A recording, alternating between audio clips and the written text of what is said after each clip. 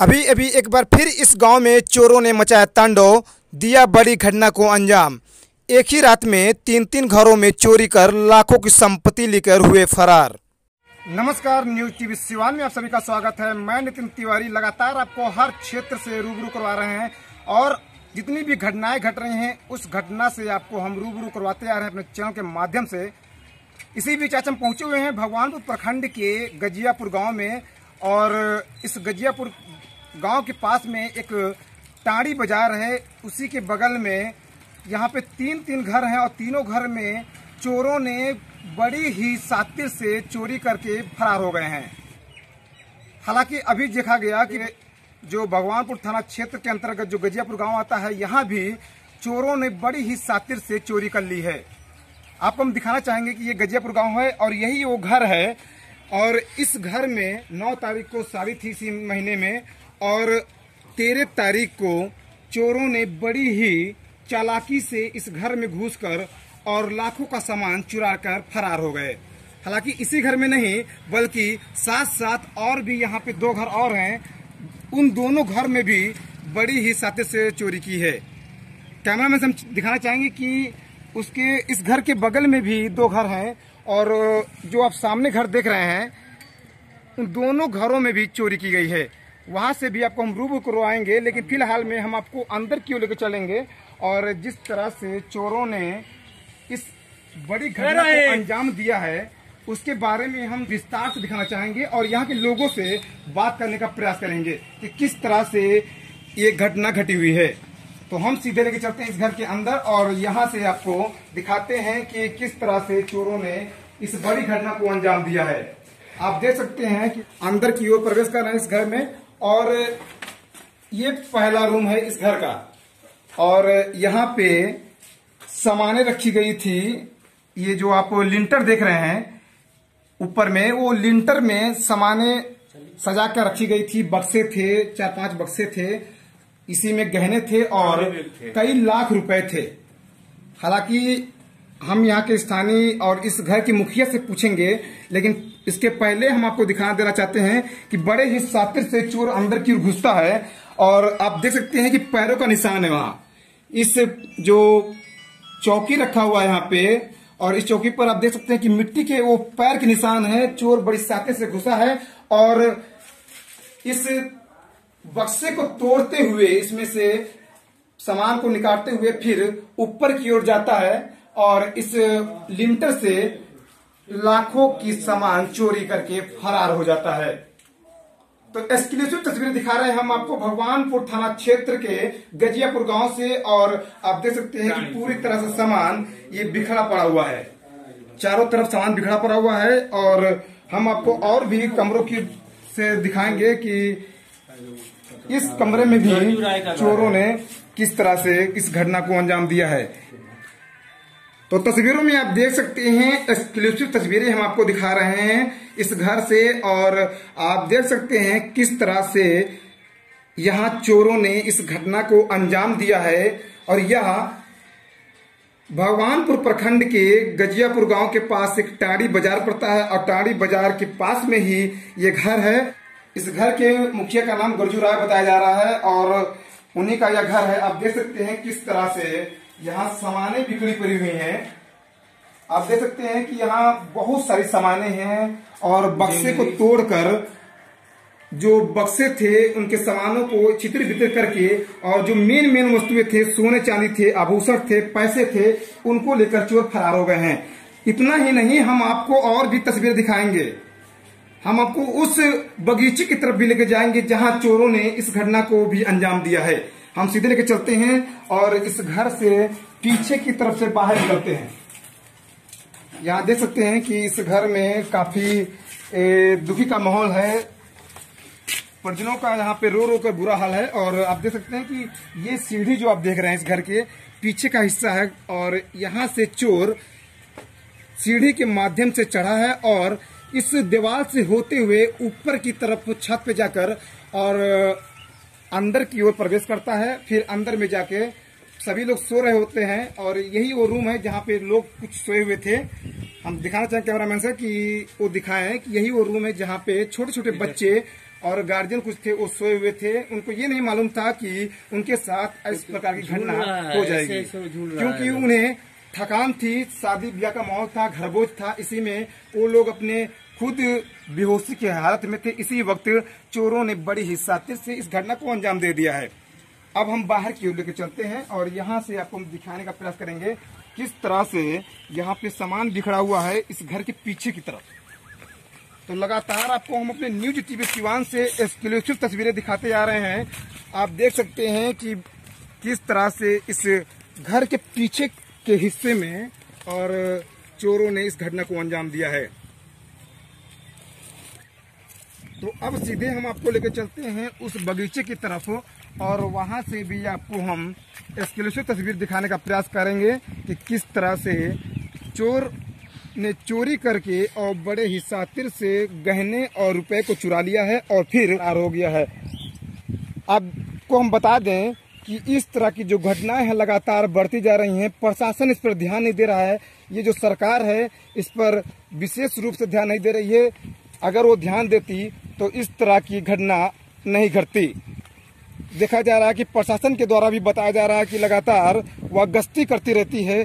तो हम प्रशासन से पूछना चाहेंगे वो गश्ती कहाँ पे है कि बड़ी ही शातिर तरीके से चोर आते हैं और घर में घुसते हैं, बड़े ही बढ़िया तरीके से चोरी करके फरार हो जाते हैं और पुलिस देखती रह जाती है। हम प्रशासन से यही मांग करना चाहेंगे कि जल्द से जल्द उन अपराधियों को पकड़कर और कठोर से कठोर दंड दे, ताकि कोई भी चोर या अपराधी इस बड़ी घटना को अंजाम न दे सके। तो काफी दुखद घटना है और एक घर में नहीं बल्कि 3 घरों में यहाँ पर चोरी की गई है। आप देख सकते हैं तस्वीरों में किस तरह से चोरों ने बक्से को उठाकर और उस घर से 100-150 मीटर की दूरी पर चाहे और यहाँ पे चोरों ने इस बक्से को बेलन है उससे बड़े ही शातिर से यहाँ पे इस कब्जे को तोड़कर और इसमें से रखे पैसे गहने चुराकर फरार हो जाता है और प्रशासन अभी तक कुछ भी नहीं कर रही है। तो ये पहली घटना नहीं है, हालांकि ऐसी घटना हम आपको अपने न्यूज टीवी सीमांचल के माध्यम से कई बार दिखाते आ रहे हैं, लेकिन चोरों का जो मनोबल है वह बढ़ता जा रहा है। अगर प्रशासन इस पर ध्यान देती तो हमें लगता है कि चोरों की इतनी हिम्मत ना होती कि किसी घर में घुसकर और इस बड़ी जैसी घटना को अंजाम दे पाते। हमारे साथ इस घर के मुखिया मौजूद हैं, इनसे हम बात करने का प्रयास कर रहे हैं कि और जानेंगे कि ये घटना कैसे हुई। हमारा नाम गरचू राय है। हम गांव चोरमा टोला टाड़ी को गजियापुर भी कहते वहीं के निवासी। हमारे घर में 6 तारीख को तिलक और घरभोज था। 9 तारीख को हमारे यहाँ से बारात गई थी और 10 तारीख को लड़की विदाई होकर मेरे घर में आई और हम लोग 13 तारीख को हम चैनपुर नौता में गए थे और हमारे बड़े लड़के सो रहे थे घर में, मैंने पहरे के लिए रखे गए थे। तो 13 तारीख को रात को हमारे घर में अज्ञात लोगों ने प्रवेश किया है और हमारे घर से गहना, कपड़े का बक्सा और रुपये वाले थैला उठाकर ले गए और बच्चे जो सो रहे थे वो मैंने बेसुध पड़े हुए थे, इसलिए कि शादी विवाह के माहौल में वो रातों रात तक जगे हुए थे, इसलिए उनको नींद आई थी और वो लोग पीछे से ढूक के छत के ऊपर गए। छत के ऊपर जाने के बाद सीढ़ी के रास्ते नीचे आए, पीछे वाले दरवाज़ा खोलकर सामान लेकर चले गए। हम जाने का प्रयास करेंगे सर, जिस तरह से आप बता रहे हैं कि चोर आया और पीछे के रास्ते से घुसा हुआ था, क्या पीछे में दरवाजा नहीं था? क्या पीछे में दरवाजा है, लॉक किया हुआ है, लेकिन सीढ़ी के वाले घर से नीचे उतरा है और उसके बाद वो लेकर वहाँ से भागा। इतना बड़ा सर रूम था आपका और पीछे से वह चोर अंदर क्यों घुसता है? जहाँ सामानें रखी हुई थी सर वहाँ ताला बंद था कि नहीं बंद था? वो खुला हुआ था भीतर में, बाहर से चारों तरफ बंद है तो भीतर वाला खुला हुआ था। तो जिस तरह से चोरों ने बड़ी ही शातिर से और इस घटना को अंजाम दिया है, कौन हो सकता है इसके पीछे से?